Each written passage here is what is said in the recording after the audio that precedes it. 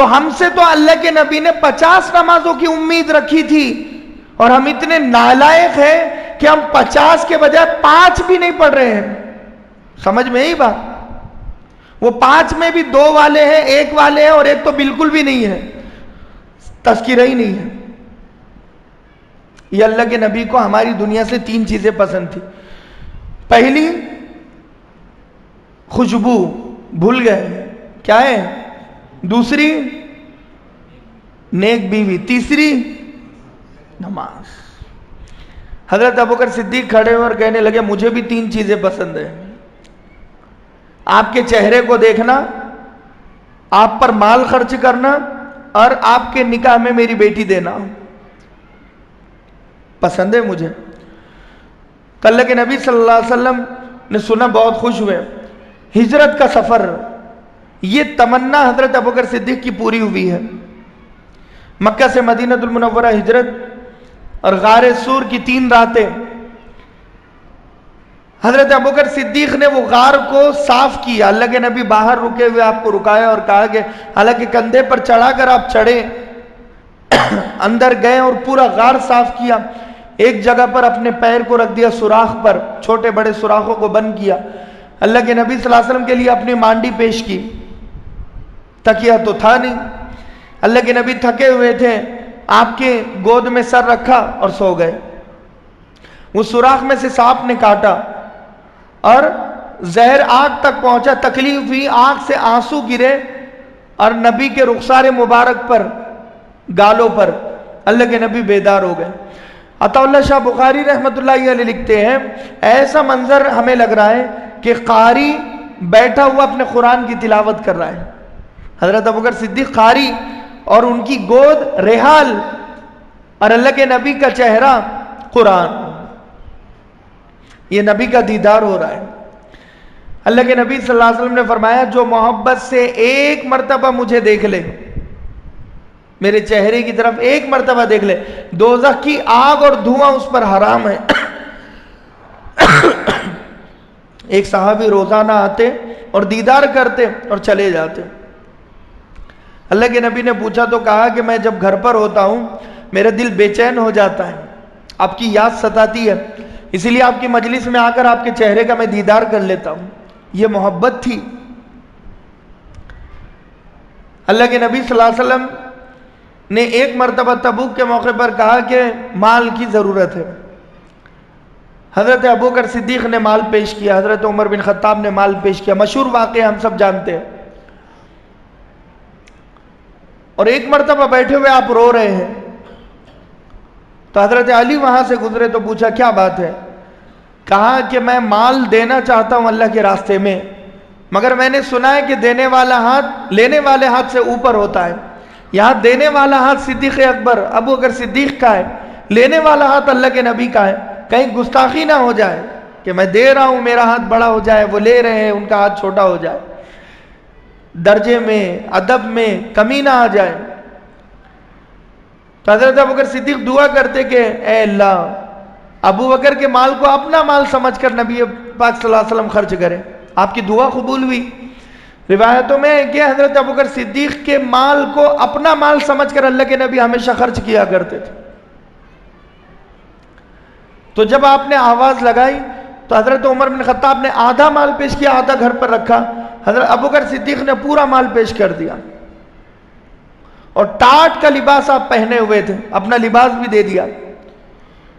حضرت جبریل امین آئے اور وہ بھی ٹاٹ کا لباس پہنے ہوئے، کہا کہ اس عمل سے اللہ اتنا خوش ہے کہ آسمان کے فرشتوں کو یہ لباس اللہ نے پہنایا، اور اللہ ابوبکر صدیق کی خدمت میں سلام عرض کرتا ہے۔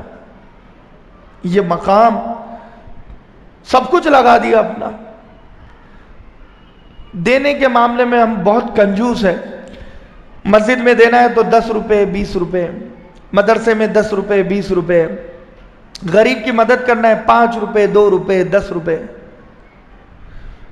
ہمارے خاندان میں اگر کوئی غریب ہے تو اس کی مدد کرے، اگر کوئی دواخانے میں ہو اس کی مدد کرے، ہاتھ کھول کر اس کی مدد کرے، مریض کے دل سے دعا نکلنی چاہیے۔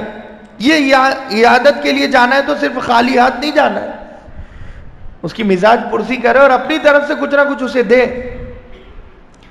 ایک ہی خاندان میں امیر ہے، کار والے بھی ہیں، اور ایک ہی خاندان میں غریب ہیں کہ ان کو سائیکل لینے کے لیے پیسے نہیں ہیں. امیر کی شادی ہو رہی ہے، غریب کی بیٹی رو رہی ہے. یہ ماحول ختم ہونا چاہیے. ہم کنجوس بن چکے ہیں، صحیح معنوں میں بتاؤ کنجوس بن چکے ہیں. اپنے لیے کنجوس نہیں، دوسروں کے لیے. اپنے لیے تو سیب، انار اور تربوز، خربوز اور پورا دسترخوان بھرا ہوا اور تلن کی چیزیں بن رہی ہیں. رمضان پورا کھانے پینے میں ہم گزارتے ہیں. اور عید کپڑوں کی خریدی. غریب کا خیال ہی نہیں آتا 5,000 کا ڈریس، 10,000 کا ڈریس. افطار میں دسترخوان بھرا ہوا ہونا چاہیے، مجھے روح افزا چاہیے، مجھے شربت چاہیے، اور مجھے یہ چاہیے وہ چاہیے. کیا نبی کے دسترخوان پر یہ چیزیں تھی؟ ایک مرتبہ سوچ لینا، سوچ لینا. کھجور سے افطار اللہ کے نبی صلی اللہ علیہ وسلم کیا کرتے تھے. کھجور تو شروع میں ایک بار کھا لیا، اس کے بعد تو پورا دسترخوان صاف کرنا ہے. کھانے پینا مذہب اسلام ہمیں کھلانا پلانا سکھاتا نہیں ہے، بلکہ دوسروں کو کھلاؤ، دوسروں کو پلاؤ. یہ اسلام کی تعلیمات ہے. کنجوس نہیں بناتا مذہب اسلام، سخی بناتا ہے. تو یہاں پر فرمایا کہ آپ پر مال خرچ کرنا، اور کیا. تیسری چیز، حضرت عائشہ صدیقہ اللہ کے نبی کے نکاح میں حضرت ابوبکر صدیق بہت خوش ہوئے. حضرت عمر بن خطاب کھڑے ہوئے اور کہا کہ مجھے بھی 3 چیزیں بہت پسند ہیں، کہ بھلائی کا حکم کرنا، امر بالمعروف، نہی عن المنکر، برائی سے روکنا، اور تیسرا سادہ لباس پہننا.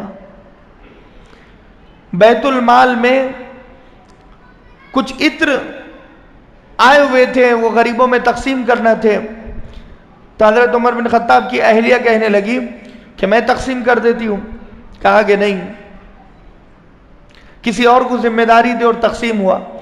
تو آپ کی بیوی کہنے لگی کیا مجھ پر بھروسہ نہیں ہے؟ کہا کہ بھروسہ تو ہے، مگر تقسیم کرتے ہوئے جو تمہاری انگلیوں پر جو عطر زیادہ لگے گا، اتنا زیادہ بھی عمر بن خطاب کو گوارا نہیں ہے.